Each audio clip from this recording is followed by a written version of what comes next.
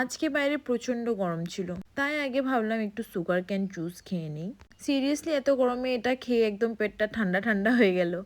তারপর আবার খুব মিষ্টি খেতে ইচ্ছে করেছিল, তাই আমি চলে গেলাম মৌচাকে। তারপর আমি এটা একটা নিয়ে নিলাম, এটাকে দিলখুশ বলে মেবি। তারপর বাড়ি ফেরার পর প্রিশা আমার কাছে বল নিয়ে এসে বলছে, আমাকে নেও নাই কেন? এত গরমে আমি ওকে কিভাবে নিয়ে যাব, এটা আমি ওকে কিভাবে বুঝাবো সেটাও আমি জানি না। তখন আমি ওকে বললাম যে আমি তো শুধু ফ্রুটস কিনতে গেছিলাম, তাই তোমাকে নিয়ে যাইনি। ও আবার আমার কথা শুনে চুপচাপ বাড়িতে চলে গেল। তারপর আমি বাড়ি এসে দেখলাম যে মা আমার জন্য বসে আছে, তো মা আর আমি একসাথে লাঞ্চ করে নিলাম। তারপর বিকালের দিকে আমি ভাবলাম আজকে সুজি দিয়ে হেলদি মোমো বানাবো, তাই প্রথমে এই সুজিটা দিয়ে ডো বানালাম। আর অনেস্টলি খুবই কষ্ট, বাট হেলদি খেতে হলে এটা তো করতেই হবে।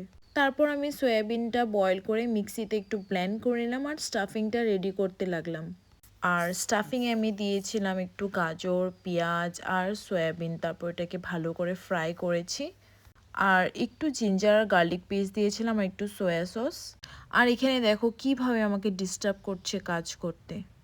সারাদিন এইভাবে দুষ্টামি চলতেই থাকে। পরে এটা দেখে বাবা ওকে নিয়ে গেল। তারপর আমি আস্তে আস্তে মোমোগুলো শেপ দিলাম আর স্টিমে বসিয়ে দিলাম।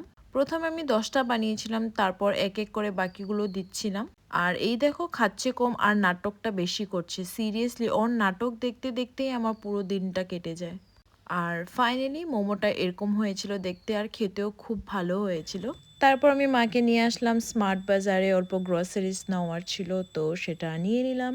আর তোমরা তো জানো আমার এই বিলিং পার্টটা খুবই খারাপ লাগে, বাট এখানে আমি বিলিং করতে এসেছি, কারণ মাকে তো এত টাইম দাঁড়া করা যাবে না। তো এইভাবেই আজকের দিনটাও কাটলো। দেখা হবে নেক্সট ভিডিওতে। Okay bye, tata.